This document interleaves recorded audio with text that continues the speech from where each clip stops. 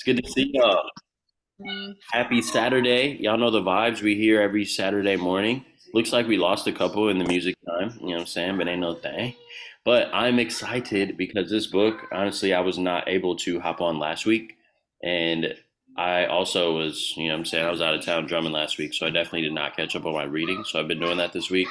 This book is dope, y'all. I'm not gonna lie to you. I'm so happy this one is in the rotation. So I know the discussion last week was something serious because of the reading from last week. As I caught up on it, I was like, yo, I'm really mad I missed this. So I'm gonna go catch this recording later on today from last week and catch up. But I'm excited to hear what y'all got for today. So why are you crying? I'm going to pick a lucky soul to kick us off, and just because I saw her walk in the room with her book in hand, I'm gonna do that. You know what I'm saying? Welcome back to the call, Miss Amber. What's poppin', OG? What's Hey, going on? what's Oh, up, everyone? kick us off, girl. What is the dealio? So, really love this book. Obviously, it's really breaking down like different ways to communicate, the different parts to communicate. So, in chapter 4, it talked about finding the joint, and really, what I got from it was really understanding your audience and finding the pieces on how to connect with them specifically. And um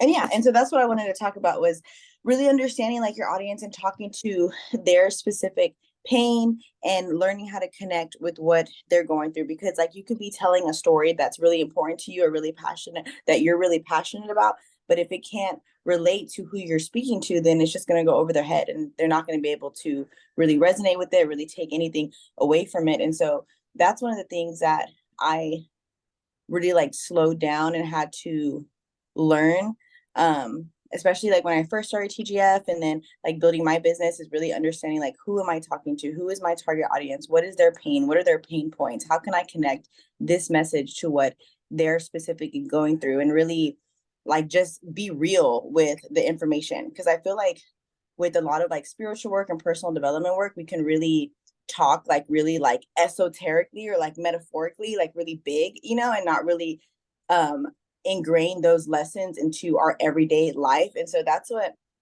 that really helped me just like get more clear on and see how if we really like slow down, understand our audience, understand who we're talking to, and find those connecting points, it can really be more effective.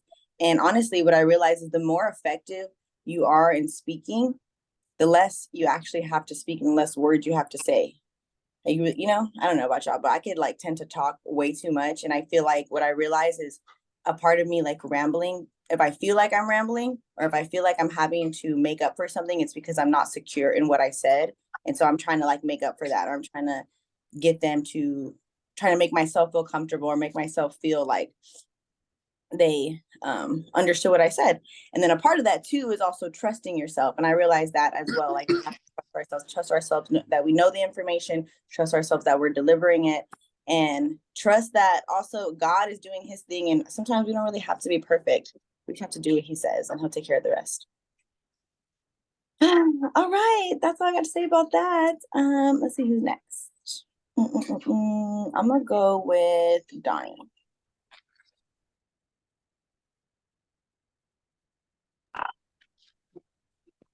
I didn't read, y'all. Just kidding.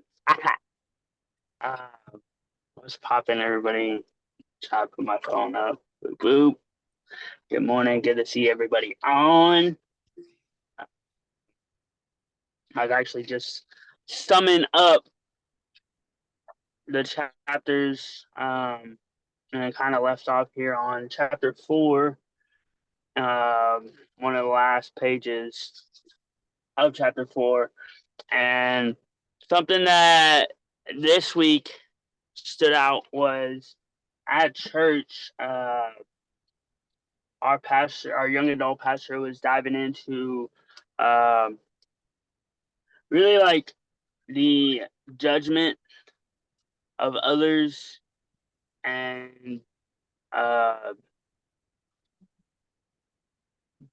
doing the work for the kingdom, and truly like not turning from people, accepting and fully getting to understand who somebody is and why it is they do what they do, or they say what they say, or believe what they believe, whatever the case is. And on one of the last pages of the chapters, TD Jakes touches on how we perceive certain cultural conditions existing with our prospective audience and assume we can't connect.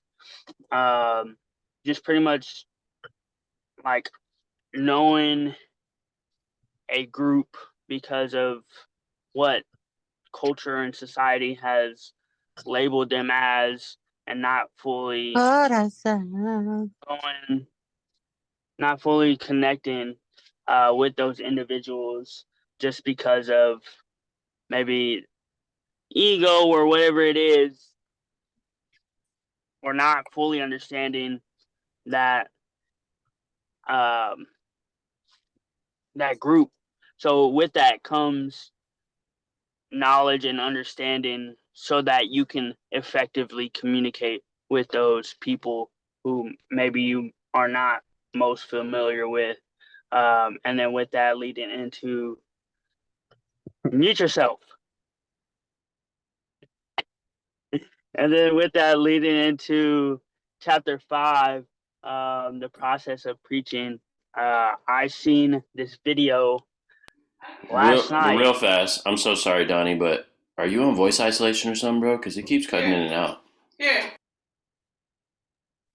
No, Matthew was unmuted for a little bit, so he was singing and Yeah. he was serenading us with his amazing. Oh. I wasn't singing. It was the phone, Marty's phone. That boy looking cozy, boy. Our fault, Don. Our fault. All right. So back to where I was. Train of thought.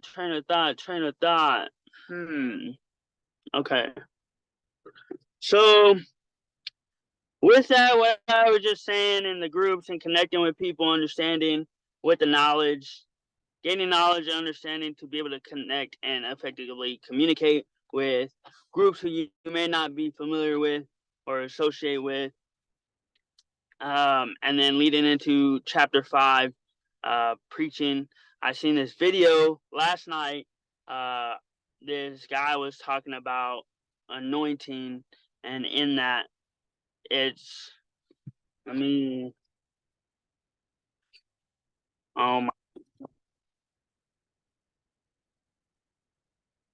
y'all hear me now?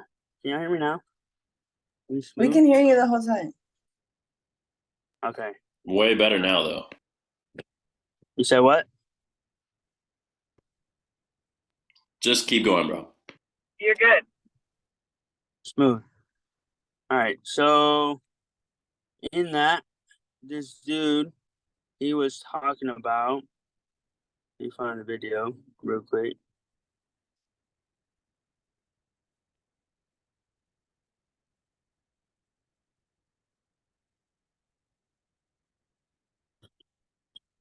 So he said, without the anointing, you're a motivational speaker, and with the anointing, you are a preacher, and you preach. So with this chapter 5 in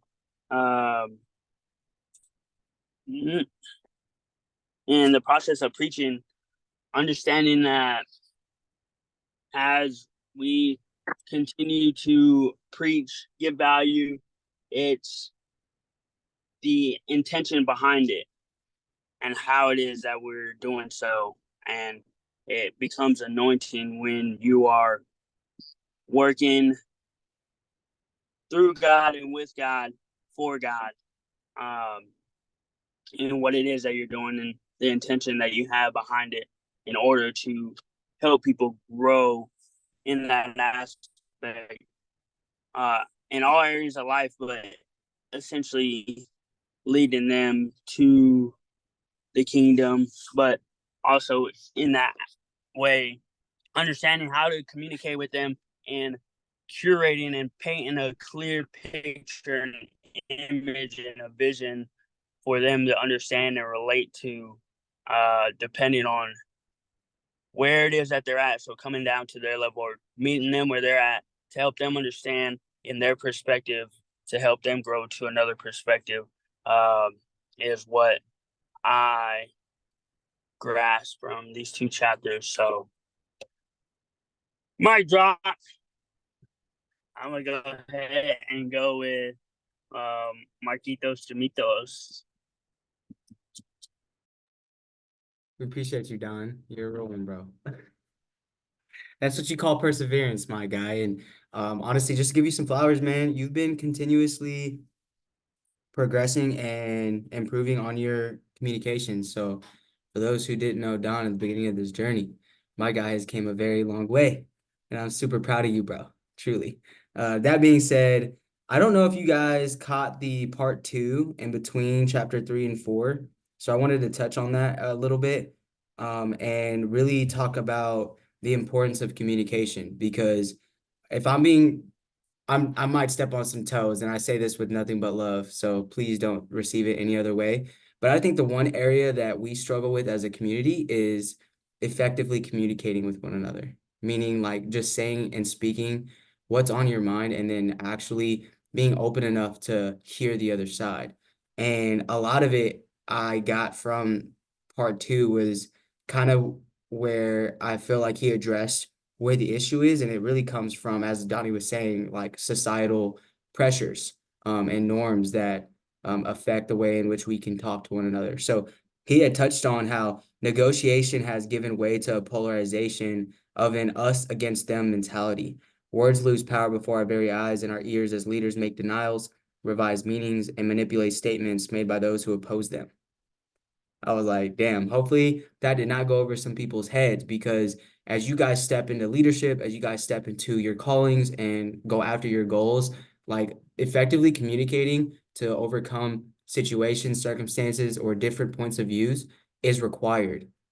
So you've got to understand that just because someone's point of view is different than yours does not mean that they are an enemy. It means that their perspective is different. So always being willing to take yourself out of your own shoes and listening to someone else's truth, and then effectively communicating your truth in a place of love and understanding can help, and has been seen to have helped masses of people in history understand exactly where they're at and the goal in mind. So I just wanted to touch on that, because the legacy of language is extremely truth or excuse me, the legacy of language is extremely powerful if you understand the power of words. And as my guy TD Jakes had touched on from the very beginning of the book, we've got to be mindful of the words we use, and then have the ability to understand what someone else's perspective is. And then he touched on that, the fact that the frailty of language can lead to an epidemic of indifference or cultural evolution toward extinction.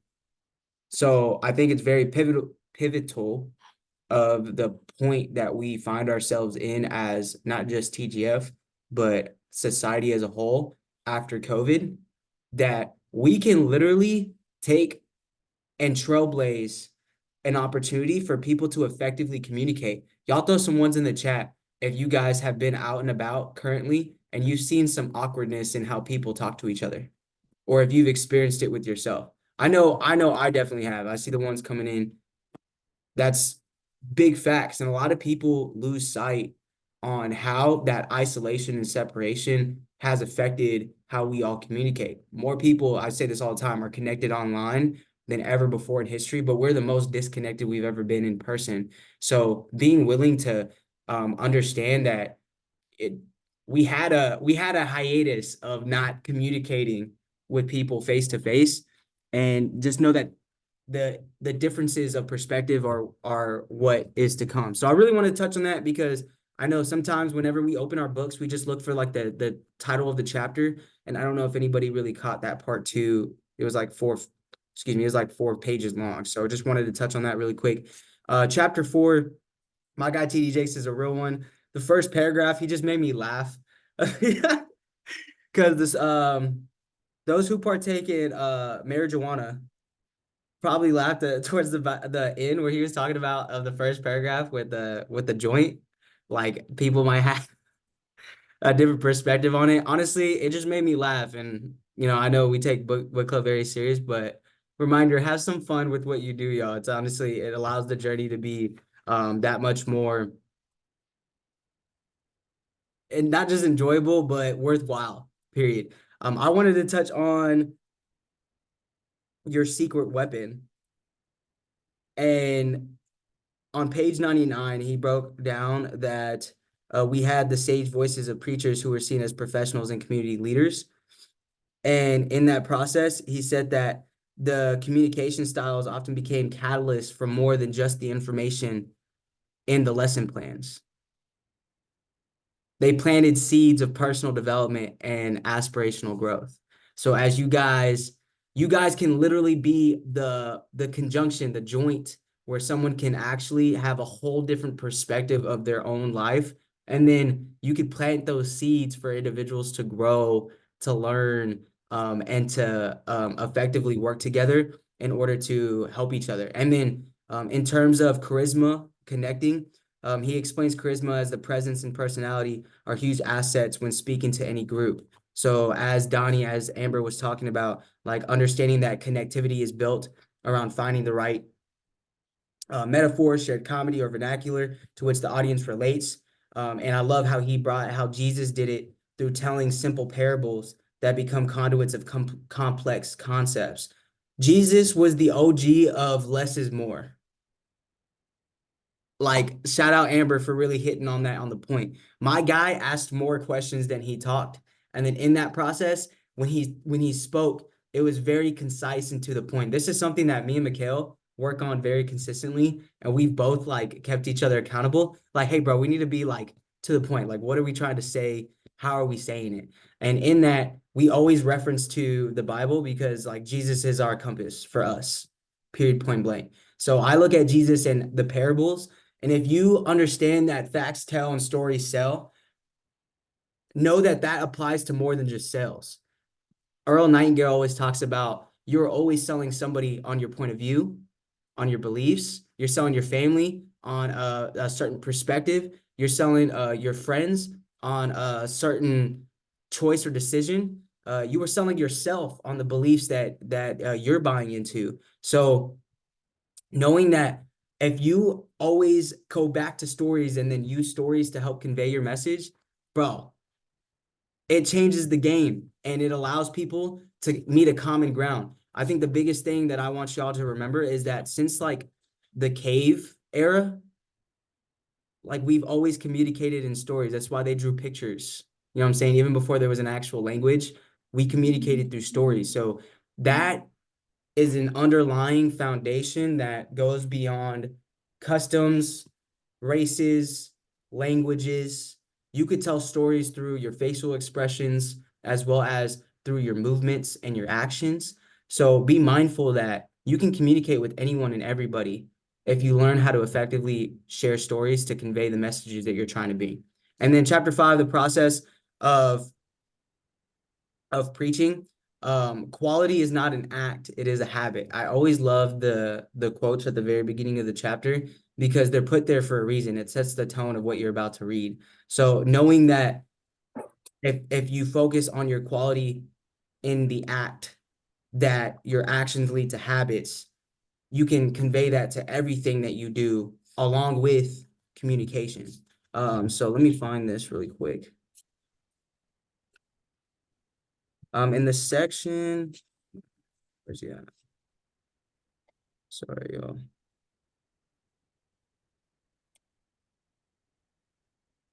My gosh, there's just so much. There's not enough time. Okay, letting yourself go. He says that. Where did I highlight it? All right, if you're shy, reserved, and inhibited, it's difficult to preach effectively because your self-conscious works against the freedom to deliver your message. Ideally, you want your voice to be like a finely tuned instrument being played.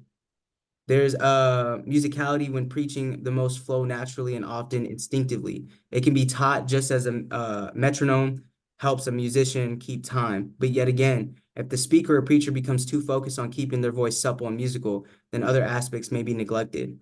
Um, In other words, what I've learned through my practice of speaking publicly is that it's a skill set. And if you do it more often, you'll get better. Shout out Don the Don. You know what I'm saying? Like, he has consistently practiced in speaking. Now he's doing continuous weekly overviews, and he's learning how to convey his message, not just through the words that he chooses, but the tonality that he chooses, the pace that he speaks at, the energy that he brings. And through that, just remember that it's always a work in process. He then touches on and emphasizes that you basically need to surrender yourself to God so that your entire being is available to deliver his message. Meaning, I saw this video, and I'm gonna touch it on this, but you cannot mess up what God has planned. If he has you in a room, like, don't get too big-headed. You are not that great to mess up what he has put into place. So if you allow yourself to step out of the way, if you are in a space to convey a message, if you're in a space to present, if you're in a space to show and tell somebody through your words and illustrate in someone else's mind your vision and what could be a possibility for that person, understand that God put you there and God will give you the words to actually tell somebody. So it's always getting rid of self and allowing yourself to serve, period. And if you understand that God put you there and God is here with you, he will give you the words. And there's no way that you can have the wrong set of words unless you are continuously trying to find them. You can allow those words to find you. I know it seems a little kind of vague and kind of difficult to really grasp, but again, through the actual repetition and practice of it, you get better. And in that, I know I found myself in times where I literally tell myself before I walk into a room and I know I'm about to speak, like, boy, you better act like God sent you here. You better walk with the authority that he has given you over the period of times. Even if you haven't spoken in front of a lot of people in a large bit of time, anytime you're given the mic, don't drop that thing and allow yourself to move aside so that God's words and his message can be portrayed. I always pray that, and I pray that you guys actually find that as well. There's a lot of different parts I wanted to touch on, but we don't have a lot of time and there's a lot of people. So with that being said, those are the biggest things that stood out to me. I'm excited for chapters 6 and 7 next week. I'm going to pass this thing over to, oh, go ahead, Amber. What's up? I have a quick question. Earlier when you had mentioned how we're we're always selling our beliefs and Yeah. all those things, is that equivalent to what they mean when they talk about like always be closing? Because I feel like it has some correlation. I mean, it just depends, I guess, in the context. I know, like, if it's being said from a stage in terms of like network marketing, I know that if you have the mindset of always be closing, then you know the closing starts when you first meet somebody and you're intentional about asking the right questions to see who that person is, what they have, what they need, so that eventually when you get to the close, then you can close. Mm, So I don't think it's okay. necessarily exactly the same. Um, I just know that selling is a part of everything. So in a sense, sort of, but not really. I don't know. Sorry. Okay. I kind of went around that little question, but I feel like no, but I feel like yes, in terms of whether or not they buy, you're literally selling. I feel like it is. I don't know. I feel like something clicked for me when you said that, but okay. Okay, bet. Well, hey, different perspective. So I'm open to explain it. You know what I'm saying? I don't know. What's Yeah. up? What's No, your I just perspective on feel it? like because I always wondered that, like, I just never understood what that meant, like, always be closing, especially with my nerd marketing journey. For some reason, it just wasn't something that like clicked to me. But when you said that, like, you're always selling, you're always talking about, you're always telling people on your beliefs, you're always, um, that's what we're doing. I'm like, I think that's what I feel like it means to me. Like, you're always going in with like your intention, you know what I mean, with who you Yeah, are, and yeah, yeah, like being intentional. So bet. Nah, I love that. Fire. I'm gonna pass this thing over to my mama. Just because you can hear me now, ma. I love you. Thank you. So for chapter 4, the power of connectivity, um, all of these, it's crazy because like he really dissects how he preaches and what goes along with what comes out of his mouth. He states that love is the secret weapon of great speaking. So you definitely have to, um, when you're speaking in front of people, and I know for me for a fact, you really can't, it's like what Marcus said, you really can't sell something if there's no love behind that or proving what your point of what you're trying to sell. He goes into how we must have a relationship with the people, how we have to find common ground, points of connectivity, and illustrations that that resonates with the crowd. Is like a paramount of what your success is going to look like. So if you go into an event where you're going to have to speak, those are things that really need to, I guess, when you have your moment of silence and you're preparing yourself, as Marcus said, he tells himself, boy, you better walk in there like God sent you there. Those are the type of things that you really need to resonate with yourself so that way you can give the message and actually being able to intersect where you've been and where they're going to go. So that way they're engaged. So that way, we just have to bring some of what we've experienced to the table because you never know who in that room might need to hear exactly what you need to say. And I've definitely learned that over the years.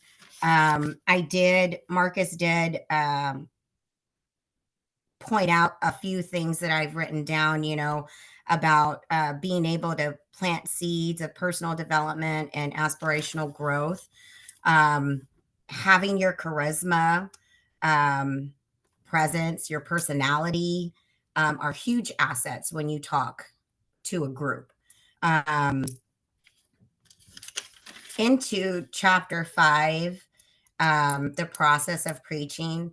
I know he talks a lot about him preaching because that's his platform, but that doesn't necessarily mean he's speaking that unto you. Just whatever you feel like you're in that certain area of your life.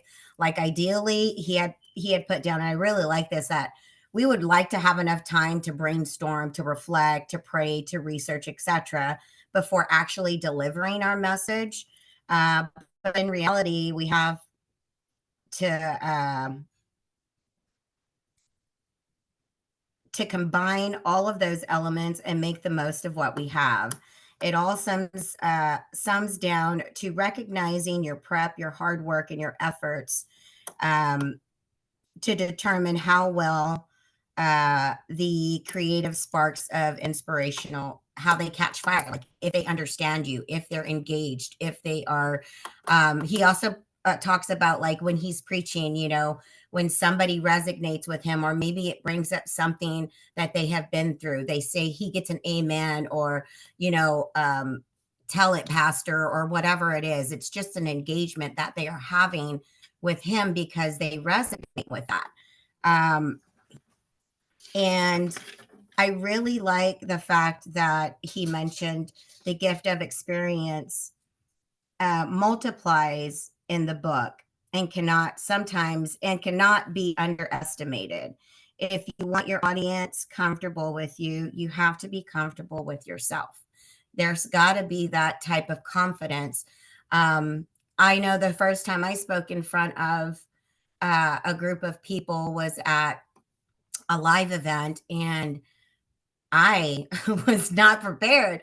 I was shy. I did not know how to speak. And I could definitely say, I can give myself a pat on the back because I have improved.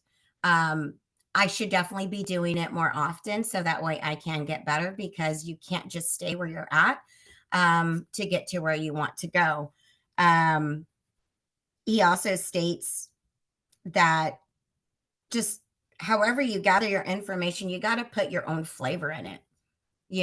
Deliver that with how you feel that the crowd is going to resonate with you. And in ending, the miracle in your message, I really loved this last passage. He talks about, Jesus and the blind man Bartimaeus, um, how he had to try and get Jesus's attention, even by screaming, despite of people telling him to hush. He also brought up looking at it in a different point of view of maybe Bartimaeus feeling anxious, feeling like, am I going to be able to catch his attention? And he did exactly what Jesus told him to do, and he was healed. And he states in here, we serve that same type of God. We just don't allow or see those miracles, being brought to us in this lifetime, in real life. And in closing, I do want to read this to y'all because it really it spoke to me. And it states here, God hears our cries and comes to us and ask us what we want from him. Cheer up, on your feet. He's calling you, the crowd told Bartimaeus. That's the message I'm telling you today. Throw off your old cloak and step out of your comfort zone. Look with fresh eyes on your message and how you can help others experience in you. Whether you're preaching in a pulpit, summarizing quarterly trends, or toasting the bride and the groom in their reception, let others experience the miracle in your message. So that really right there resonated with me. So I love this book, and it's definitely caught my attention. And Alyssa, I was one that did not read. I did not read a book after high school.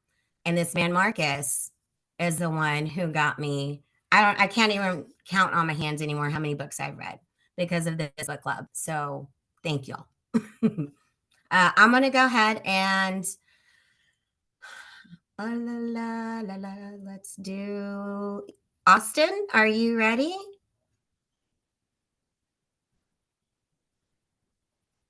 Or Kels, whoever.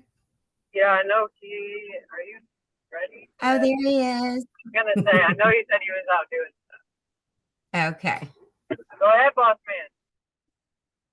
What's going on, fam? Honestly, been slacking on reading this book this week. I've been reading Think and Grow Rich, and honestly, kind of forgot about it. So that's my bad. Just been moving and grooving. But I did read some of chapter 5, where he's talking about the process of preaching. So, honestly, I don't know, just the way that he was, some of the stories that he was telling about how, like people would ask him or he would ask other people to, like, preach in his place or preach in their place, on short notice. And how obviously everybody in that situation would be pretty nervous, pretty anxious, maybe, or they might be a little stressed out. That's definitely not an ideal situation for anybody to be put in, even outside of preaching. The last minute tasks that we might not be always prepared for. But he was also saying that might, like, you may think that you are underprepared for something, but that also might be the opportunity or the what's I trying to say here? Might be honestly one of your best. I mean, in this case, preach it or sermons or whatnot. In his case, but it might be one of your best, performances or what have you. You just never know. But it's just we may, I guess, sorry, I lost my train of thought what I was going to say, but we may not always be like prepared for exactly what it is that God calls us to do. But as long as we trust in him and really just allow him to work through us, just give it to him. We may have anxiety about a lot of things, which I definitely do. I'm a very anxious person. I'm always kind of going, but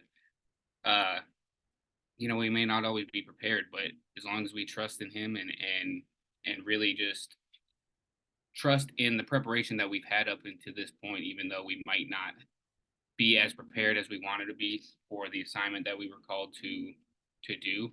Um, he wouldn't bring you to it if he wouldn't bring you through it. So honestly, that's one of my favorite verses and quotes. But it's just, I don't know, it's amazing that what you can do. It's amazing what you can do.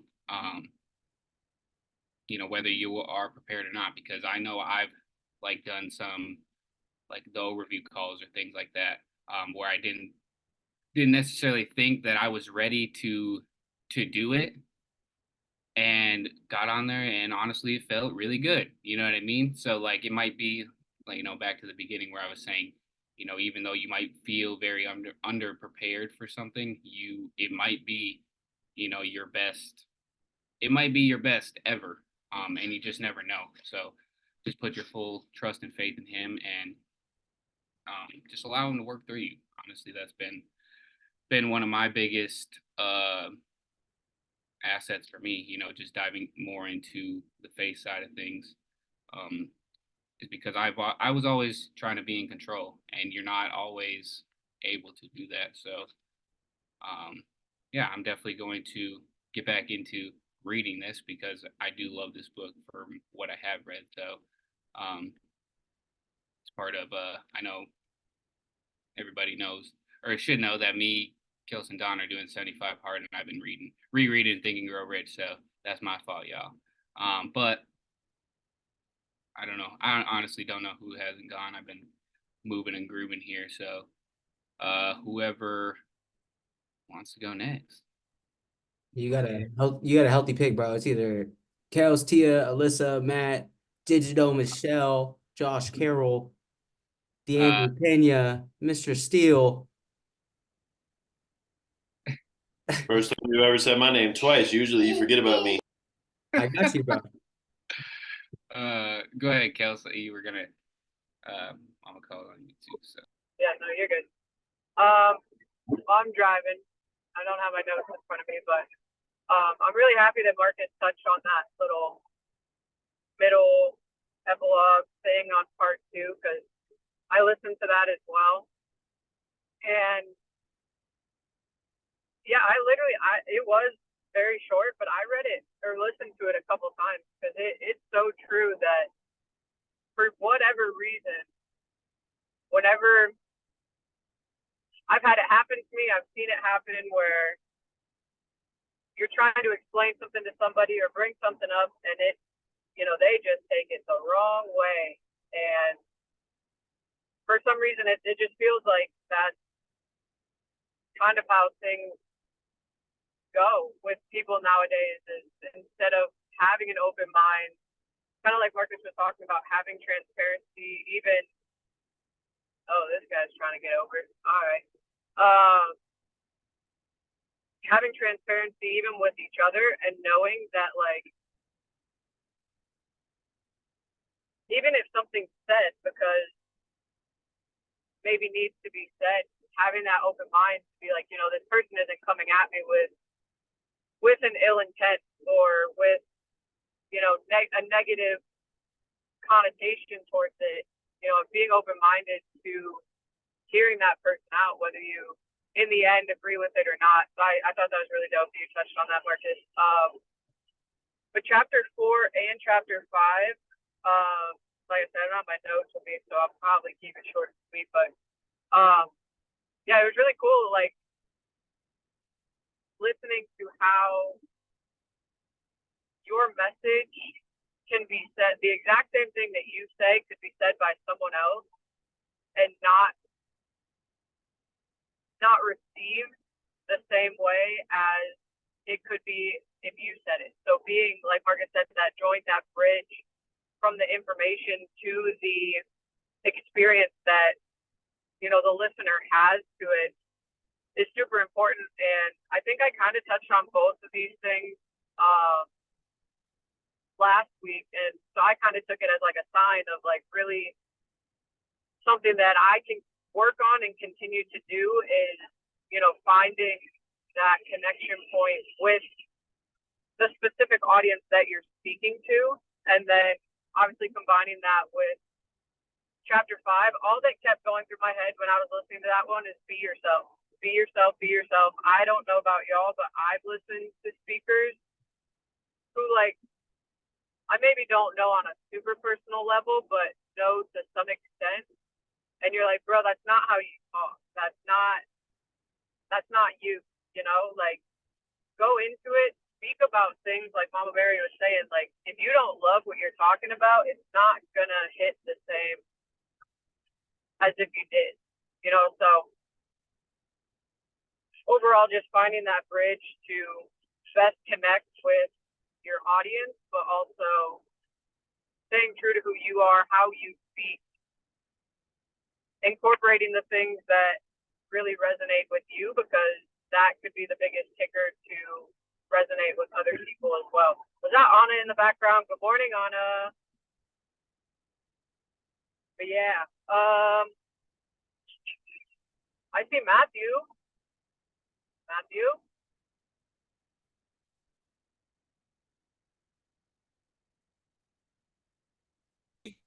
I don't know if he's I think he's driving through, like, once I was gonna say, I don't know if he he's gonna leaves his mute house, or bro, he has like a minute or two of like a dead zone. Yep, look, just kicked him out, I Did you think. just leave? All right, Yeah. Alyssa, if you're able to go, you can go. Okay, well, I missed last week, so I'm 2 chapters behind, but I was trying to catch up as you guys were kind of reading. And I love what Kelsey said, and I feel like it definitely resonated kind of. So I'm going to talk about, I guess, where Kelsey and like Mama Mary meet in the middle. I want to read something from this study guidebook, and it's on chapter 4.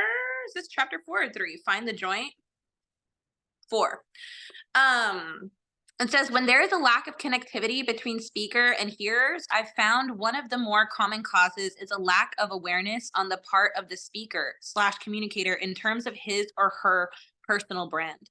So that kind of talks a little bit about to what Kelsey was saying about, like staying true to who you are. It's like absolutely 100%. People, especially people of business, people that are constantly sitting in these worlds of brand storytelling and immersing themselves in stories when it pertains to brands. It's huge to be authentic because people can smell it on you. They can smell when it's not authentic. They can smell when it's not like truly resonating with you as a person, as a brand.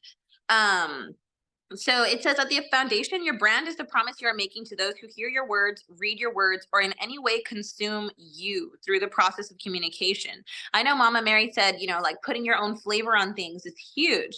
And I totally agree. And it says here, just as specific plants don't grow well in every climate, your specific brand of communication will not hit with every audience. Therefore, it's necessary for you to understand the basic components of that brand, which will allow you to preemptively evaluate a potential audience. So kind of just going back to what she said about like, putting your own flavor on things, but realizing also that like, it's not always going to be taken the way you mean it. It's not always going to be taken the way you say it. I feel like it's a very rare trait to have. I feel like I'm one of the lucky ones. I was constantly that friend or that person, especially in professional settings, in competitive settings, in work settings. I was always the person that was asked amongst my peers to say something on behalf of the group or to do something on behalf of the group because of how I communicate. I can say something very mean or very blunt or very just, hard to hear, but because I say it in a lightly, I say it nicely or jokingly or with a smile on my face, it doesn't seem like I'm attacking them as much as I'm trying to maybe help or offer another idea or offer another perspective. And I think that's huge in communication because it is true. And I feel like I found that, to be honest with you guys, in this community, because I have a lot of friends and God love them. I love them so much, but I've told Amber that specifically. I know I told Marcus that before too. Like the things that we talk about and how we talk and how we speak to each other, I cannot do this in other friend groups. I can't. It just cannot be done without, like, you know, the backlash and the, you know, the limiting beliefs, and then the you know, it just can't be done. It won't be received in the same way as someone, I feel like, in like TGF or someone in this kind of like networking, you know, personal development group would. So so I did like, you know, when he touched base on that. I mean, you know, like on the finding your joint, finding your own element. And it was huge. I know I mentioned that I took a brand storytelling class in college, and that was huge for me in understanding brands, but even just, you know, people in general and how their story affects them, how it affects how they communicate, how it places them in society, what it, you know, pushes them up against. Like it's just completely 100% how you tell a story, um, versus what the story is, if that makes sense. Like for instance, like I read somewhere the other day about the Mona Lisa. The Mona Lisa was nothing huge. It was nothing big, nothing crazy, nothing big. It wasn't even famous really until someone stole it. Until someone stole it. Someone stole the painting, and then it became a story. Then it became something everyone wanted to chase. Everyone wanted to know. Everyone had questions about, you know? So it's just, I guess it goes back to, like I said, like what they say, just being authentic to yourself. Knowing that, you know, your story starts with you, starts with being authentic, starts with knowing your place in your story. Because I feel like, again, it's people can smell that out if you're lost, if you're unsure, if you're uneasy, if you're uncertain. You know, if you're kind of like a lot of like filler words when you're talking, like or like, or yeah, or, you know, it's just different things like that. And I like how he did a lot of communication here verbally, but I think a huge part of this is also nonverbal communication. Kind of like that one guy on TikTok. He's like famous. He's one of the most followed guys on TikTok, and he does not speak. He does not speak. He does not say a word. He's just silent, and he uses his facial expressions, and he, you know, and it's funny. Like people relate. Like you can find it comical. You can find it sad. It can be, you know, maddening. It can, you know, you can invoke all these different kind of feelings and emotions from nonverbal communication as well. And I think that that's huge, and that's something that I had to really work on, because my friends always tell me that. They're like, Alyssa, like change your face. You can see it all over your face. Like if I'm mad, I'm just like, you know, I'm like looking at people like, what is going on? Or I'm giving them like a face, you know, it's all over my face. So I think just honing that in and kind of being aware of that too, not just your verbal communication, but your nonverbal communication is huge. So yeah, I think that's kind of what I took from it. But yeah, like I said, I'm like a chapter or two behind, so sorry. No, it's But fine. yeah. Real quick. I want to intercede because you said something super powerful. And one, girl, I appreciate you for showing some love with not only like who we are collectively as a community, but what you bring to the table as well, being a part of our community. So one, we appreciate you, we value you, and we thank you. You know what I'm saying? Like truly, it's been dope to get to know you and to see how y'all have contributed to what TGF is and what we will be in the future.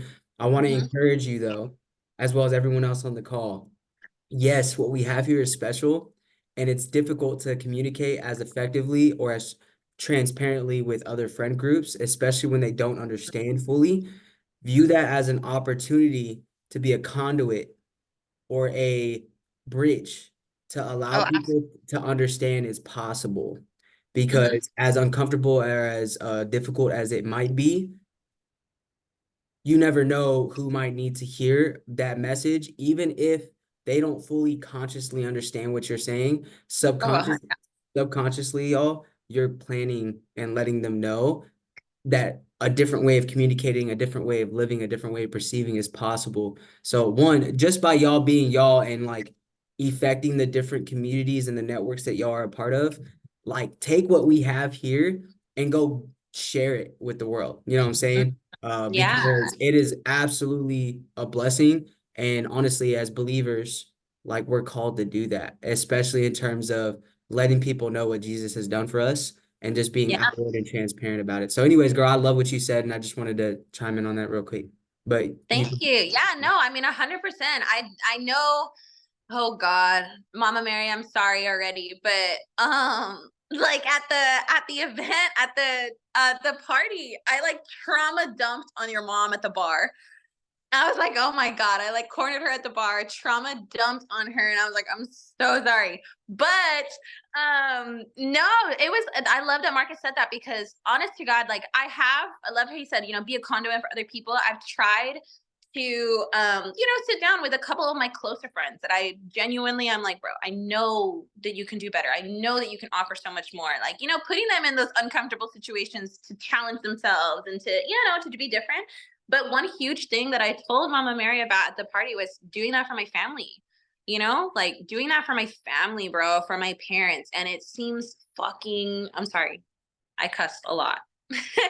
It seems fucking impossible. Like, it seems impossible. Like, they seem so stuck in their ways that I'm like, dude, there's nothing I can say. There's nothing I can do. And I had to, like, I talked to her about that a little bit, and I had to really sit there and tell myself, like, if I give up on them, they're not going to get this anywhere else. Nobody else will tell them these things. Nobody else will say these things to them. Nobody will bring this up in conversation to them. Like, they will never come across some kind of information like this in their life. They won't. I don't see it happening. So I just, while I feel like I took that challenge, I don't want to say it's a burden, but I took that challenge on. It's been difficult because, again, like, they're your parents, right? And you feel like, oh, they're so, old school and stuck in our ways. And, and it feels like it's just an uphill battle. Like, oh my God, I'm never going to crack them. Like, I'm never going to crack them. I'm never going to get to them. But I mean, the small, like, instances that I have had talking to my parents, I can see now where I feel like their biggest opportunities of growth are, as far as it comes to, like, communication and also just, like, forgiving them, because there's a lot of, like, I talk to Amber about this a lot, because there's a lot of communication styles that I adopted from them that I don't necessarily like. I'm not necessarily proud of. And I realize that when I'm around them, and then I'll, like, say certain things like that to, like, Tay or to my friends or even to myself, that I'm like, wow, bro, like, and then I go to hang around my family and I see, like, damn, this is where I got it from. Like, this is like exactly what I'm doing to myself or to Tay or to whoever else. Like, so it's just, I don't know, it's like a whole, like, reflective circle thing when it comes to communication for me, because yeah, I had, like, a very weird but, like, intimate like relationship with communication, being, like, the only person in my family that talked. Everyone else in my family is the type to, like, sweep everything under the rug and move on and act like it didn't happen. I'm very much like, I need to talk it to death. Like, I have feelings. I'm super emotional. I want to talk about it. Like, let's get to the bottom of it. And they're just not like that. So finding that medium, but like Kelsey said, also, like, bringing it back to Kelsey, like, being true to who you are, being authentic to yourself. Like, don't dim your light to illuminate other people. Like, I'm not saying illuminating other people is a bad thing. It's just, when you're worried about yourself and you coming off as authentic and genuine, then, you do have to be, I like to call it healthily selfish in that way. Like, there's such thing as being healthily selfish and being authentic to yourself and just understanding, like, you know what, I know this about myself. I resonate with it. And if I know this about me, myself and my brand, then I'm going to attract people that also, either are seeking this information or are aligned with this information. You don't want to seek people that are going to just talk shit in your comments. And, like, we're not seeking those kind of people. We're seeking people that are like this, going to sit here and have these, conversations and communications with us. So yeah, I know that was, like, long-winded, but Alyssa, I'd like to chime in really quick.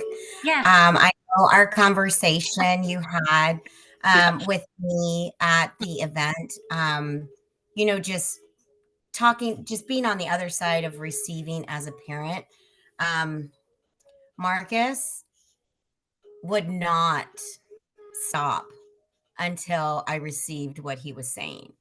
And when Yeah. I finally received what he was saying, this is where I'm at today. So don't Mhm. give up. Continue to have your parents' best interest at heart. I don't want to cry, but I know it may feel like you're nagging, you're annoying. Like, why don't they just get it? Because we are so set in our ways sometimes, but Mhm. God's timing aligned with your timing and your parents' timing, and it will all come together. I promise you. So don't give up. Keep doing it. Okay. I will. I will. I promise. I'll annoy the hell out of him. Yeah, do it. And real quick, I just want to say something too, just on that, because like my family is like huge to me, y'all know. And Yeah. over the years, like I've been the same way as Marcus. Like, you know, like you see the truth and you know it, and you want to give that to other people. You want to give that gift and you want them to feel it, you know. And over time, like I've been like the one who was like super annoying. I could tell they're like, oh my God, like you know what Amber's on, like Amber's coming over here. And then over time, I just had to really like step into my greatness. I'm like, what, y'all are mad that I'm not gonna deal with the bullshit? Y'all are mad that I don't want no domestic violence in our fucking house. Y'all are mad that I don't want us to be selling fucking drugs and like you know. And so after I you have to just hold it, and it is hard, and it could be very heartbreaking and isolating. Like I went 2 years, like in 2020, I didn't talk to my mom for over 6 months, like at all. And it was really, really heartbreaking. I didn't spend Christmas with my entire family because I had to get away from them. They were like super toxic. Like it sucked, you know, but I had to let them know, like, I'm serious. Like, I'm not doing this. Like, I'm not, you know, and like, I've made a decision, like, where I don't go see my grandma or their family anymore because there's so much things under the rug. And like me, like us, my vibration is too high. I'm too much in my truth to sit across my aunt knowing that she's been in a 20-year relationship full of domestic violence. Like, I can't sit across from her and not be like, why do y'all beat the shit out of each other? Like, you know what I mean? And I'm not going to take my niece who's born and because then it's going to be normalized. And if I normalize it and I think it's okay, she's going to think it's okay. And I'm like, no, dude, you know. So like, I'm the one who like doesn't go. I'm the only one who doesn't go. You know, and it sucks, but keep going and keep persisting. Like I literally just read this message right now, like in a book that I just opened. It said, like, when the student is ready, the teacher will come, and they will be ready whenever they are ready. And just keep like dropping little seeds and keep being yourself, because I see little glimpses. Like my little sister the other day, she started reading the Four Agreements, you know. And like I just like I let go of like their I really just had to trust God and know that it's not me, like it's him, you know. And they're gonna pick it up whenever they're ready. Like I was over here trying to shove down like all this personal development stuff to my sisters when I first learned, and they were like 14, 15, 16 years old, like, you know. And at the time I was too. I was like, you know, they don't get it, like this and that. But over the years, like now, you know, they're in their 20s, like now, you know, shit's starting to get real for them, and they're like, oh, I need help. And literally my sister told me like a couple of weeks ago, I'm not gonna lie, like I went to go hang out with her, and she was like, you know what, Amber, like I realized like you're like a really valuable person, like you like know a bunch of stuff. And I'm like, yeah, thank you for seeing me. It was so funny. This is like after I had started my business, you know what I mean? And but you know, they're gonna see it whenever they see it, and it'll come. And the best thing that I've learned to be is like not to say anything, not to do anything, is just to be an example. That's it. That's the best thing that you could do for your family, just be an example. And I realized that the best way to lead is just by example. And they will not hear what you say, but they will see what you do every single time. So done on that. Golly, she's been. I ain't gonna lie. Well, I'm gonna take this moment since ain't nobody get popcorn, and I'm gonna just get in here real quick. What's up, y'all? Yeah, I'm gonna tell. Yeah, I'm gonna tell. Go. Before I like dive into where did chat go? Because I wrote notes in there. There it is. Before I dive into like my notes on the book, I just kind of wanted to touch on what we just talked about when it comes to family, because I have a little bit of a different perspective. Um, I used to be that kid where my mom was in a 20-year abusive relationship. And if I'm going to be real and I can talk to everybody here in the family and piggyback off of what my business partner Marcus said, having the hard conversations and being transparent about communication is necessary. And as he talked about in this book, we've lost it. Not all the way, but like we're losing it. It's being trimmed down and trimmed down and trimmed down and trimmed down and trimmed down. And why? It's because majority of people don't want to face their fear of messing things up too bad. And if I'm going to be real, like from being that kid who used to be like your niece, Amber, press in and do ask the question. Because I was that kid where my whole family did not. And you know how I felt as the kid? Abandoned, left, not cared about. And then eventually, once you stop coming around for so long, you build up habits of not talking to people, not caring about people, not truly actually supporting people. Why do you think all of our families have this thing of like not supporting each other? It's because this has been going on for generations. Somebody finds one thing that they don't agree with in somebody else's life and they're like, yo, I just can't come around you anymore. I did the same thing with my mom and then had to really learn my lesson. And that's why I said, facts tell, stories sell, the questions close. Because what it took for my mom and my stepdad to stop the abusive cycle that they were actually in was not me telling them. It was not me crying to them. It was not me talking about how the situations affected me or my children or my wife. None of that. No, none of that. What it came down to is I had to sit down with my mom and ask her some very, very, very intentional questions. And as I asked her intentional questions, the answers that she gave in her own head closed on her new perspective and gave her the paradigm shift. And I didn't have to say too many words. And I honestly got up from that conversation not feeling like too much had changed. And then I watched the actions. So asking questions literally, as Marcus just said, forces people to think. And I challenge everybody to have more uncomfortable conversations. But when you have these conversations, be intentional about seeking to understand versus being understood, because that will cause you to ask intentional questions. And then it also just kind of dives into what he was talking about when he spoke about, he's like, can someone sell you something that you don't really want? No, period. But if you ask the right questions and they do want it, they're going to buy it, even when it comes to your opinion. And more than likely, if their family, if you guys grew up close, there's a deep part in them that wants your opinion. They want your love. They want your support. They want your questions, period. You've just got to be intentional about asking the right ones. And then from there, you can literally sell them a new experience, period. So, getting into my second note, experience creates expansion. He talked about this a little bit. He briefly touched on it in chapter 5. And it's wild. I hope I screenshotted it because it was a bar. Hold that thought, y'all. Hi, baby.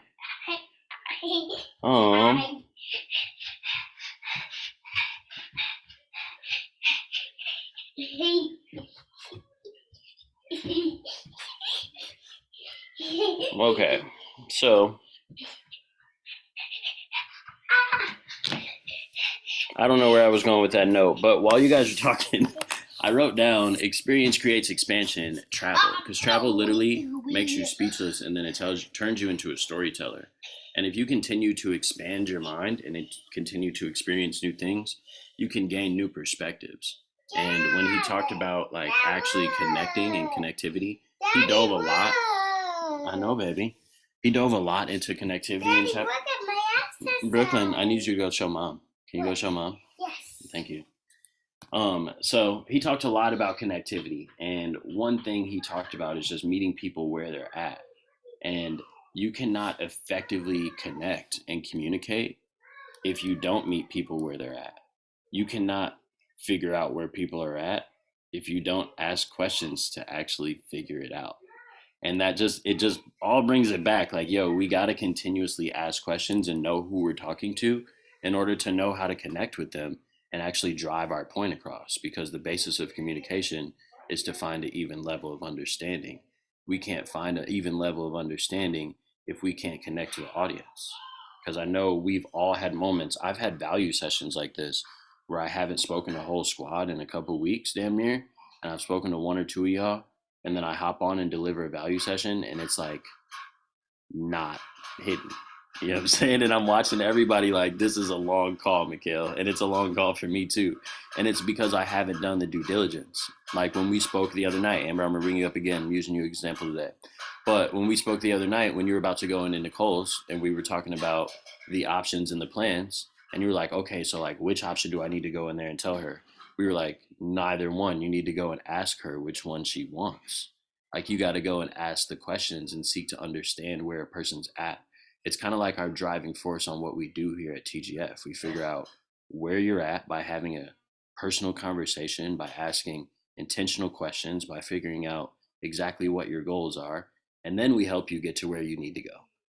The only way that we can do that is by gathering up the facts on where you are. It's like you talked about the GPS. When you're getting into an Uber, it's cool to type in the destination, but you can't get nowhere if you don't type in the place where you are, your current location. It's the same thing when you speak to everybody. And so those are just some cool notes. And yeah, when it comes down to this entire book, truly, when it comes to communication, connectivity, y'all know I'm all about it. If you are looking to find new ways on how to connect with people on a deeper level, there is an amazing book by John Maxwell called Everybody Communicates, But Few Connect. Most of us read it together last year, and it takes this chapter and it literally dives deep, and he wrote a whole book on it with actual practices that you can implement in your life to be able to get intentional about working these muscles, period. Because that's all it is. Asking questions is literally something very hard to do.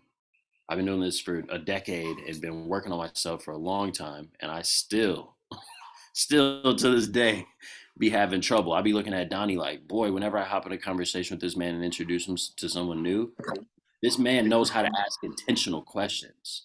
Like truly, I watched some of the conversations that he even just had with new member Julian at our kitchen table, and as I watched him have this conversation, I was like, "Yo, this dude is snapping," because he literally just asked the intentional questions that truly get people to do a little bit more than just speak. Like it causes them to actually think, and that's what majority of people don't do in today's day and age. And it's why he's able to have so many deep connections with everybody on squad. It's literally one of the reasons we gave his ass an award at Unlimited, is because furthermore than just acting on it, he really is that glue, and that glue only comes from him being intentional about the relationships that he's creating. So shout out whole squad, because everybody been growing, everybody been doing work, and everybody's literally learning these lessons, and I'm watching all y'all continuously apply and get better at these lessons too. So it's lit. I love y'all. Appreciate y'all. And who did not go yet? I know I feel like I haven't heard D. Matt, did you go when you were in the car? Matt, D, Josh, and Digito. Yeah. Well, Matt's on the vibe, and Oh, and your wife, and your wife, and your wife, T. You ain't escaping, girl. he ain't escaping this time.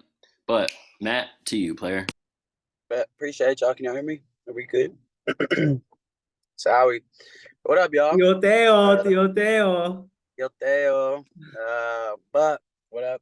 Hope everybody's having a blessed Saturday thus far. I just put up to the gym, but I wanted to speak before I actually went in so I can like be focused. You know what I mean? So honestly, your boy has been behind on reading. So I'm gonna just go off what everybody's been saying. And honestly, like listening to everybody, listening to Alyssa, listening to Mikhail, listening to Marcus, my mom, Kelsey. I think one of the big things, obviously, connecting. That's why I love TGF, because we have different people from different places that can connect with different people. Like there's some people that Marcus can connect with that I guess I can't, or I can, but it's just the different type of vibes that everybody has, the uniqueness that TGF and ATX and DMN bring. I think that's what honestly makes us different. If you look in different, I guess, areas, like a part of IM or a part of anything else, all you kind of see is like one specific kind of background or one specific niche that everybody goes into. Like if it's just one just strictly trading, or one just strictly e-commerce, Are one just strictly white people? Are one just strictly black people? TGF, ATX, and DMM, we're a whole bunch of different people that come from different backgrounds that literally are doing this all together. And I think us having our Wednesday night calls and us doing this book club, teaching people how to actually connect and how to actually communicate.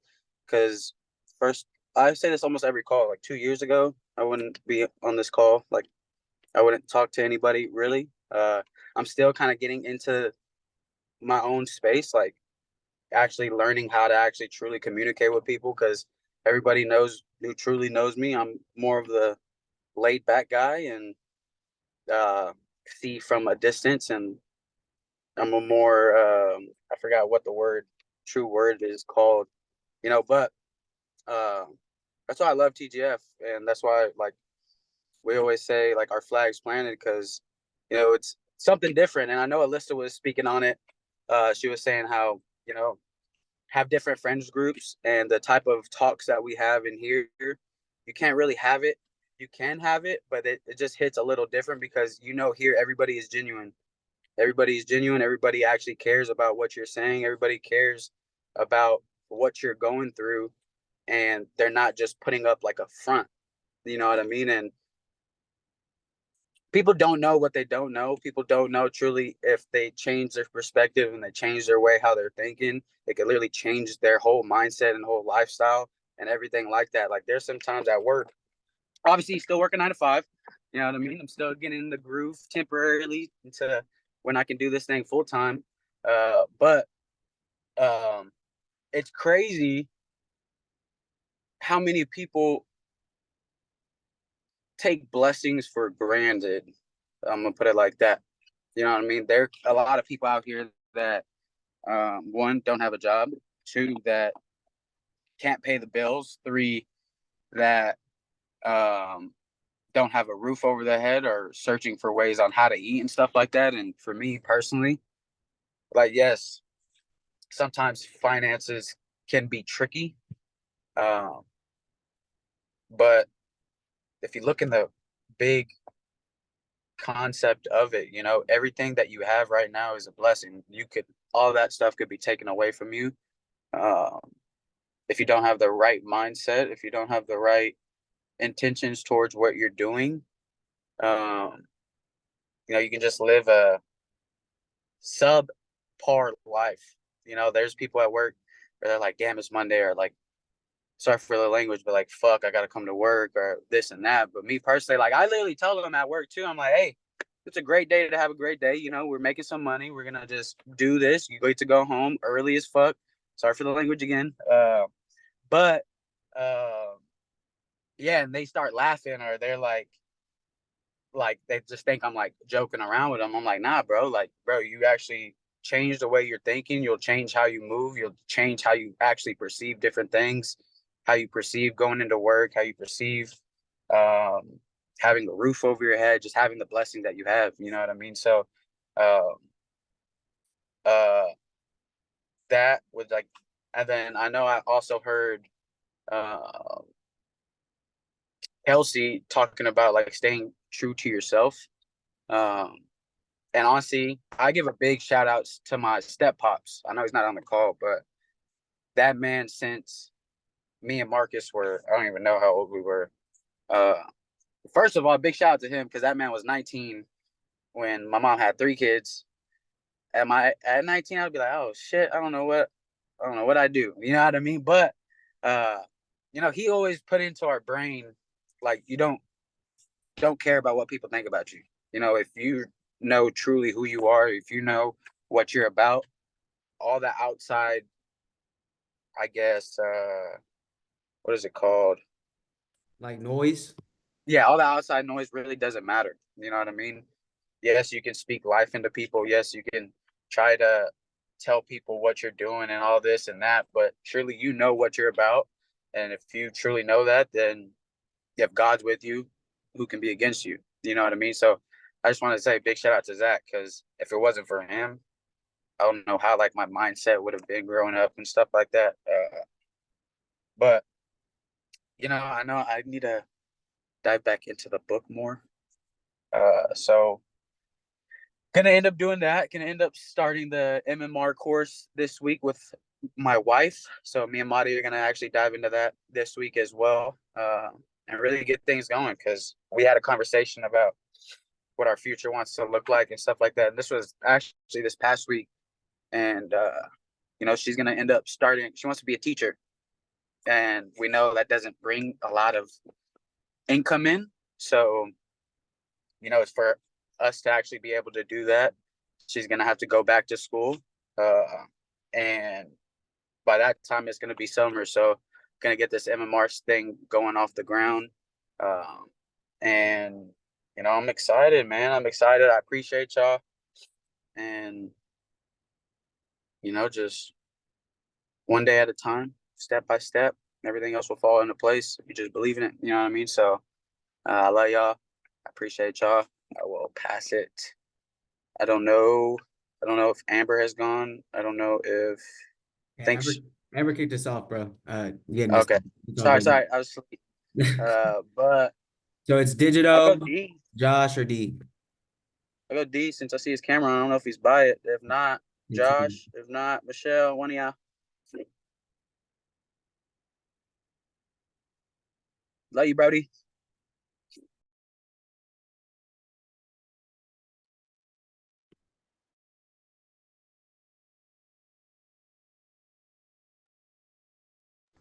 I can go. Good morning, guys. I'm tired. I look a hot mess, so my camera's been off. But I love you guys. And since we're talking about being real and authentic, y'all know the vibes.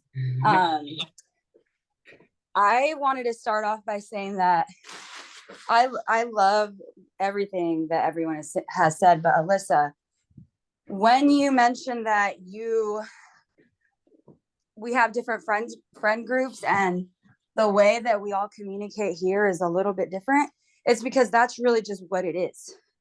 It is different, and everyone, you can really just operate in who you really are, and no one cares. It's a safe space, and it's because of it's how and what the boys have built, and the brand behind what they've built and what they stand for. And it's why, I won't miss this call or certain calls. It's the non-negotiables, like they say, right, in your life. But let me share with you guys really quickly about this patient that came in at 5:00 in the morning, and bless my beautiful day. She came in and she spit on me. First time in 2 years. So I was like, huh? It was crazy. It was the craziest thing I have ever experienced. She spit on me. And I was like, oh, okay. Well, in that moment, I could be reactive, but tested me, Lord. And I'm not going to cry, but I was like, I'm on my way out. I already feel it. But I was like, I'm going to lead with love. I'm going to lead with love. And so she spit on me. She almost got my face. And I was like, ma'am, first of all, get up. I can't get up. I can't get up. Come with me to the room. Sit down. What's going on? I hadn't even wiped it off yet. Got her information, made sure she wasn't dying, right? Because I was like, let me make sure this lady don't have a bleed before I just, anyways. And I was like, okay, I've heard you out. Are you ready to hear me out? She's like, I was like, it's just a question. Are you ready to hear me out? Sat next to the woman. And I just told her, I said, I'm going to tell you something about life. Okay. People go through pain points. People have needs, but your delivery is everything. And how you make people feel is everything. I said, you just spit on me. I said, do you understand that? And she said, she immediately kind of did this number because she knew, right? And I said, I don't know your life. I don't know your story. Quite frankly, I'm saddened I said, I'm going to tell you something. Please, if you can, go to church. Like, I have a dope church. I feel that I don't know what's going on, but you got a lot going on for you to come up in here. I was like, but I can't judge you. I was like, and I'm so upset. I was like, but I'm still going to give you the care you deserve. Because how many times was Jesus spit on, y'all? How many times? And it took everything out of me. And I thought, what is the metaphor here? What is the real life metaphor? And then after I said that to her, I wasn't even mad. I was like, what do you need? And she's like, I just love it. And went like, let it all, like, vented, and then cried, and then was like, I'm sorry, I don't even, and was like almost in a state of psychosis, y'all. And I thought, and I just sat next to her and I was like, oh, wow. I said, I'm going to give you the care you deserve today, because clearly nobody has in your life. So I'm going to lead you with love. So the next time, because there will be other times when this happens to you, you remember me. That's the legacy. That really is. And y'all, I'm not mad. I've slept a couple hours on it, and I woke up kind of, I'm not gonna lie to you guys, I was like, but what is God's message here? What is he trying to tell me? So often, too often, especially because I'm heavily dived into his word, like Marcus says, when you're reading and you're right there in tune, the way we operate is so different because we interpret things so different on command. And so, y'all, I gave her some meds. I took care of her. I gave her a warm blanket. I sat down. I finished my first ebook. It was wild. And my partner next to me, because there's 2 nurses that work, she looked at me and she said, Michelle, really? And I was like, what do you mean? She's like, growth is a big thing. I said, girl, ask for it. Like Pastor Brad said, surrender everything to his feet again and again, and watch you grow and move very differently. She says, you really are done here. I said, I am way done here. But that doesn't mean that my next chapter doesn't mean that it's not like a new start. You just continue and you just pick up and you take those core values with you. And when you're in the field, when you're at home, everywhere and whatever you do, you operate the same exact way. And then people go, that's the brand. That's the identity. That's who those people are. That's who Marcus and Mikkel are. I can call any of those 2 men, anybody on this call really, but I bring them up because they run this entire organization. And I know that I can be raw and I'm really not going to be judged. And I can't say that about a lot of my friends, but it's why I hold everybody here to a different standard because of the tools that we've been given and our faith walk, y'all. Most of us attend the same church, whether or not you attend live in person, I don't care. I know we are all in the same wavelength. And more importantly on this, it's almost like the same word, the same like sentence. Sometimes it's crazy.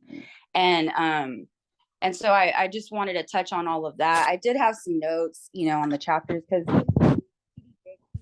and my camera's off because I'm reading my notes, but it just really what I really took from it was be yourself, nobody else. Your brand's mission is your North Star. It guides your purpose and your direction. Your brand should always be congruent with your core values, your ethical and core principles. Your core values are your compass. So, that should help you find the needs and pain points of your audience to then be able to deliver what they need, which is why the boys, when they get on calls, they don't really care about telling you, I have all of this. What do you need? And what do you want? And it all goes back to the same questions. But the way we've been moving differently, you guys, now here that I've been part of this for a year, way different. Our services that we provide are different because we're so much closer to him. So, like I said on the Women's Empowerment call, be very mindful of what who you are when you're on these calls. Yes, operating your true authentic self, but just be mindful of what you're representing, because this is to be protected. And I will hold you accountable and remind you when you see the rocket ship, lead with love, always, everywhere. And I love you guys so much. And I always say that because I really do mean that. And you know, I'm just so proud of us, bro. Like we don't stop, dude. We don't stop. Okay. And there's no limitations here. Some of us, we're really testing times of our lives, and it's the biggest faith test. And so I just wanted to say that and share that with you guys, because it just happened a few hours ago, but also more importantly to just say, guys, there's way bigger things going on in the world. So continue to talk to your loved ones and your people, and eventually the message will get portrayed, but lead with love, lead with kindness, be yourself. Myron Golden always says it, utilize the Bible because it's not copyrighted, and that's what he wants you to do. So when you do that, you'll start to see the receipts automatically, because you're not thinking about the money, you're thinking about the message. You're bringing people closer to what they need in life. So naturally you're going to just grow and be successful, because he needs you to be the 1%er in life. So Alyssa, when you said that you cuss a lot, girl, me too. It's one of the things I'm giving up this year. So I'll hold you accountable every single time you cuss, because TGF ATX. And we all have, and that's going to be really beautiful to hold one another accountable in a different way.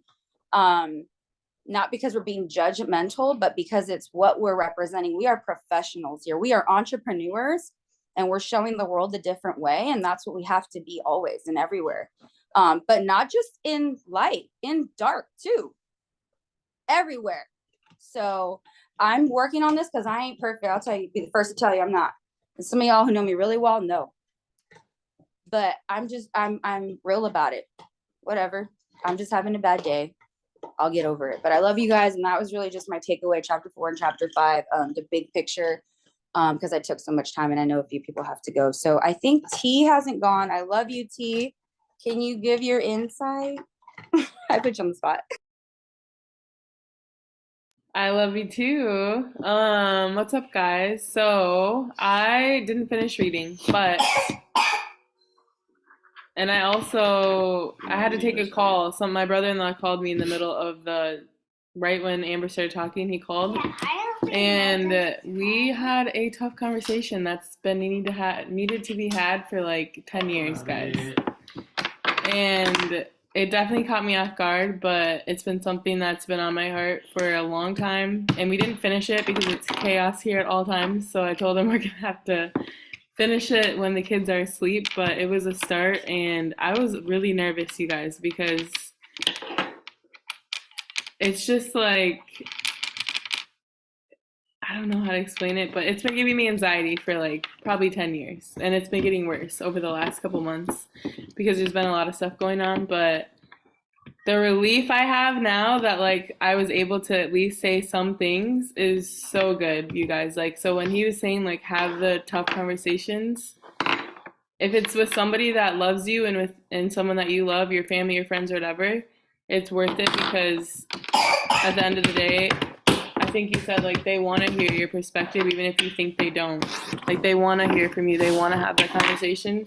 And if you have to be the one to start it, then be the one to start it, because the conversation didn't start out as a serious conversation until I turned it that way, because I was like, if I don't take this chance when I have it now, I might not have it again. So I was kind of in a different space during the call, but it was needed, and it's something that I never would have done years ago, you guys. Like I was not the kind of person that wanted to like confront someone or like do any of these things, and I'm still not really that person, but the fact that I was able to do that today just shows so much growth that I've had in myself, because it's scary to like do those things and say what's on your heart and speak truth, because when you put your heart out there, it gives you a chance to be hurt. You know what I mean? So it's crazy, guys, but I'm going to catch up and read and listen to all of your guys' perspective later today. But I just wanted to give you guys some encouragement that if you have something on your heart that you need to say something, say to someone, then you should say it sooner than later because, like Marcus always says, tomorrow is not promised. So say it today. Yeah, I love you guys, and I think who was next? Josh? No? Josh or D?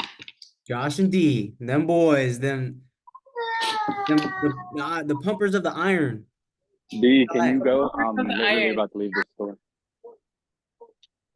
End it off, but D, go, please. Pena, Mr. Pena.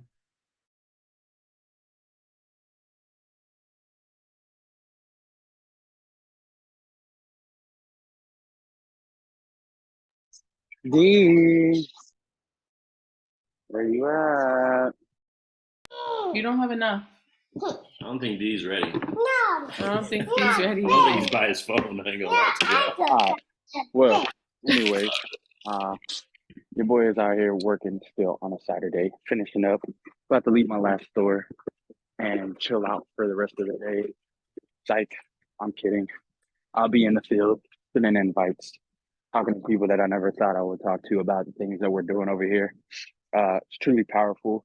I actually just want everybody to see and realize like that this has changed my life, even though I ain't even been it for a year, but still has changed my life with just the random habits and the new habits that I've been inputting into my life and my morning routine. Shout out Marcus for that one. Literally been doing it every day since we talked about it, bro. And I feel amazing every day, every morning, fired up, ready to go to continue on this journey, on this new journey that I've been blessed with to be put in everybody's life and for y'all to be put in mine. Because I know that we're going to crazy, crazy places. And I know that this is going to be a massive thing and a worldwide thing. But to touch on chapter 5, my favorite thing about what he talked about is chemistry. If you don't have chemistry, you're going to struggle with anything, sports mainly. If you don't have chemistries with your teammates or the people in your network or family, aka TGF, things will be bumpy. But as you build chemistry and communicate with each other, as we do on a weekly basis, basically Monday through Friday or Monday through Saturday, we're all chopping it up here and there with each other. So building chemistry is what's going to help us grow in the long run and just become a whole team and an organization, I should say. Because as you build chemistry, you get better at things together and also learn on what you can get better at, but teach somebody else on what you can help them with, vice versa. Like basically having different perspectives on things in life. Somebody might have a different perspective than you, and you can literally learn off of that from other people. So yeah, just having chemistry and continuing to do what we do, building that and building a family of more people that you never thought would be interested in, but you never know who you run into or send a message to about it. So I would say, from my point of view, just send it because you never know if you're blessing them like we've been blessed with the opportunity of TGF and becoming part of what this is and what this is going to become. So don't be scared. Don't judge a book by its cover. You never know. There's more people searching for what we got than you're looking for people. So that's just my little take. Your boy got an audio book because I can be listening to it while working. It's a lot better than reading. So yeah, that's my take. Appreciate y'all again. Hope you have a blessed weekend, a safe weekend as well. God is still working and going to continue with us. And yeah, that's just what I got. You dig what I'm saying? All right, D. You can stop being scared, my boy. On to you. Josh, you're rolling, bro. We appreciate it. Appreciate you, my boy. Andrew, are you ready now? What's poppin', big dog?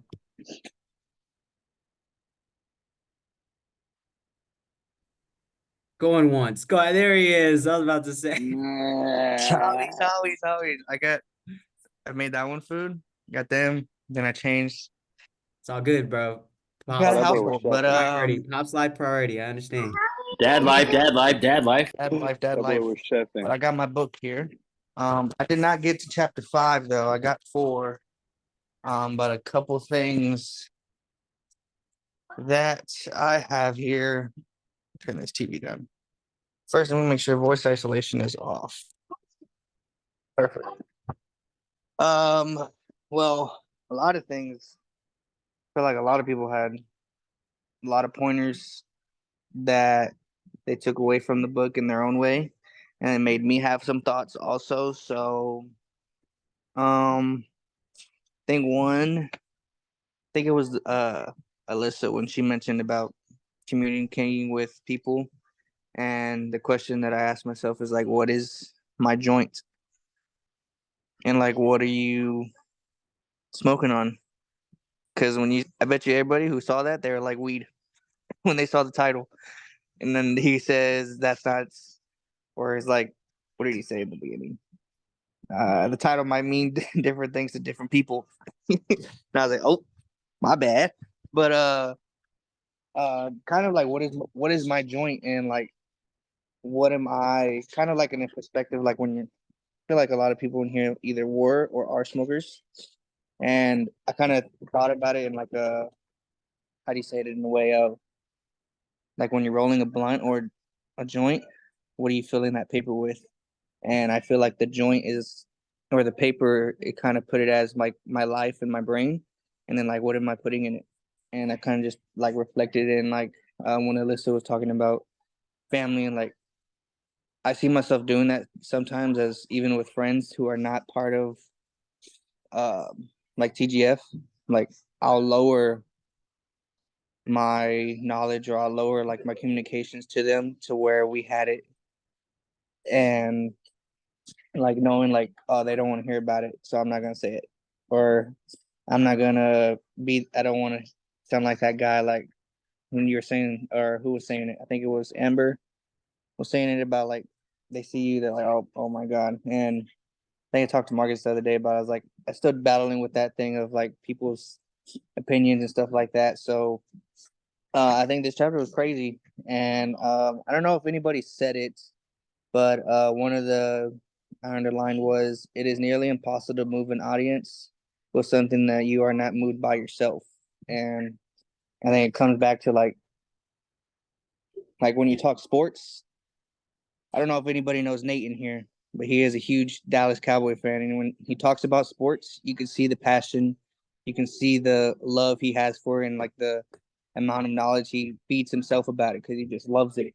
And then if you want to talk about cutting grass, like that topic is not gonna either draw him or like anybody. And it's just like, I don't know, you got to know who you're talking to. You could be talking to an NFL player, but you'll be talking to them about basketball. And it's like, you just got to know who you're talking to, and like know yourself also. Um, and then the thing about, I think it was on page 99, he talks about the textbooks. Oh, the teachers, how the teachers all have the same textbook. But he says, sorry, this book had a lot of big words, and I had to stop a lot of times. I was like, oh my God, what is that word? But he goes, bear with me. Most teachers have the same textbook, but the truly great ones augmented. I don't know that word either.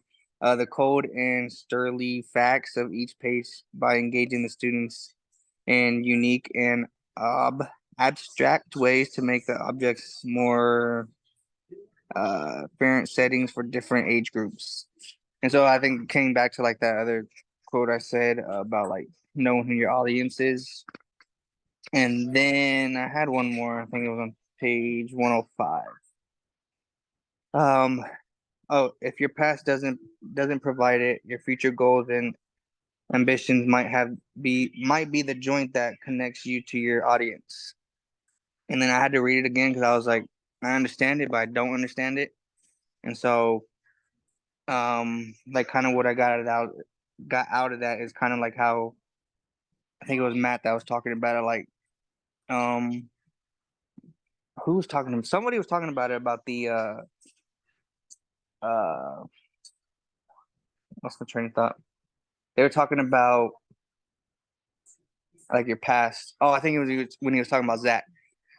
like your past, and like made me think about like my stepdad, where I think he was living life. He was, I think, like 20 something, and he was in a band traveling, got his dream car, and he met my mom.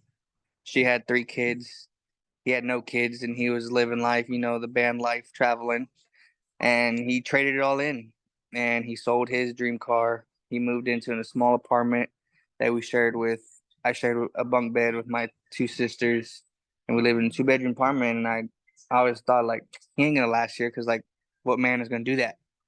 And like he was just based off how he was raised. Like his mom and his dad are very faithful, God driven, like one of those grandparents' houses where they have crosses. There's not a spot in the house where there's not a cross. And so he was just very driven, and like he was like kind of the guy that shaped me too into who I was, because he always told me and taught me through high school. I'm like, this is what you're gonna want in high school, but this is what you're gonna need, and stuff like that. Um so this chapter was Liddy. And oh, I did have one more. Never mind, I'm sorry. There was one more underline. Um oh, the Uber and Lyft. The Uber and Lyft are some other transportation services provided through technology. You can't just type in the destination without also including your current location. And then I was just like, kind of going back to what Marcus and Mikhail always preach. You know, we have these goals and everything, but you got to start where you're at right now. And yeah, need more? Okay. You too? Okay. Um, mhm. You're not gonna get there to your goals, and the only thing that's stopping you is you, and you just got to put in the work. And so, this chapter was Liddy. I want to read chapter 5. I'll probably do that today. You need more too? Okay. All 3 of them need more food. So I love y'all, and I think I was the last one, Yes, sir. right? I think so. Yes, sir. Whoa, y'all, this was like I've been a part of some very powerful book clubs in the past. I'm not gonna lie to you. There's been some really good ones, but this one I might be rewatching quite a few times. I appreciate everybody, and I'm super proud of all you guys for really diving in and actually not just trying to understand what's being said, but overstanding it by applying it in your life. As Mikhail was talking about, y'all have grown an exponential amount over a shorter period of time. And as you guys continuously dive in this book, putting into practice on a daily basis to make that progression, I'm so excited to see where everybody ends up and the impact you guys have, and how, as Michelle was talking about, you guys have that reference point being exactly what we've built our identity on, and that's through our faith. And that's what the promises in that good book that we have been diving into as well on a weekly basis um, reassures us of, you know what I'm saying? So one, I just want, like, on behalf of both Mikhail and I, but everybody that's really put what TGF is together and what it stands for, like a big hug, love, and thank you. You know what I'm saying? Because we would not be as unique, as valuable, and as special as we are if each and every one of you guys didn't participate in that. And at the end of the day, we all put in our part. So continuously doing your part and taking care of yourself allows me to focus on taking care of myself. And in that, we take care of each other. And I appreciate y'all for being truly, as we always say, one of one. And in that process, if y'all need anything at all, just know everyone's lines are open. Y'all don't be afraid to use the app and communicate if you need anything. If you have a takeaway that you want to touch on or share, throw it in the book club discussion. We can get that thing popping.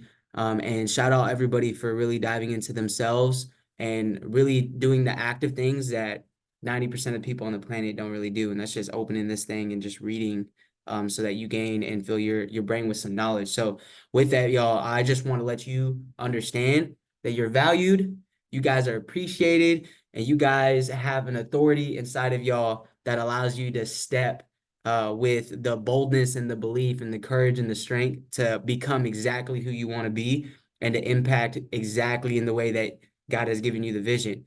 With that, We're gonna wrap this thing up. Next week, we're going over chapters 6 and 7. Y'all enjoy the words from Mr. Bishop T.D. Jakes. And as always, we'll see you at the top because the bottom's way too crowded. Much love, y'all. Have a good day. Peace. Bow.